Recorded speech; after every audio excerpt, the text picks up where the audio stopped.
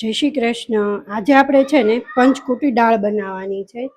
તો આપણે એમના માટે વઘાર માટે પહેલાં તેલ આવી જાય ને એટલે આપણે જીરું નાખી દેવાનું છે.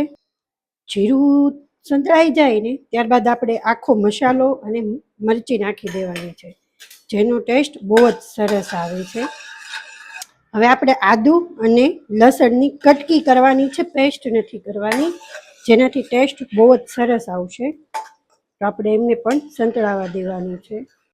હવે આપણે આમાં ડુંગળી એડ કરી દઈશું અને એને પણ સારી રીતે સંતળાવા દઈશું. હવે ડુંગળી સારી રીતે ચડી જાય ને એટલે આપણે એમાં ટમેટા એડ કરી દઈશું. બધી વસ્તુ છે ને સારી રીતે આપણે ચડવા દઈશું. હવે આપણે આ બધું ચડી ગયું છે, આપણે આમાં બેઝિક મસાલા એડ કરી દઈશું. હળદર, થોડું મીઠું,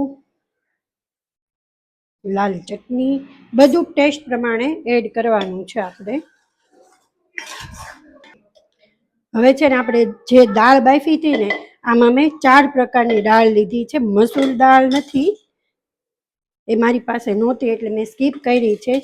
તુવેર દાળ, ચણાની દાળ, અડદની દાળ અને મગની ફોતરી વગરની દાળ, આટલી વસ્તુ લીધેલી છે મેં. બધી જ વસ્તુ છે ને એકદમ હેલ્ધી છે અને ફૂલ ઓફ ન્યુટ્રિશન્સ વાળી છે, એટલે ખાવાનો પણ ટેસ્ટ એટલો જ સરસ આવે છે.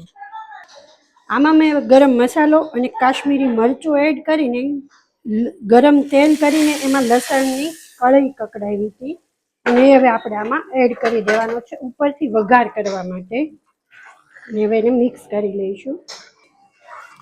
રેડી છે આપણે એકદમ જ સરસ હોટલ અને ઢાબા સ્ટાઇલની જે દાલ ફ્રાય આવે ને એ રીતની છે. તમે જરૂરથી એકવાર ટ્રાય કરજો, બહુ જ સરસ ટેસ્ટમાં બને છે.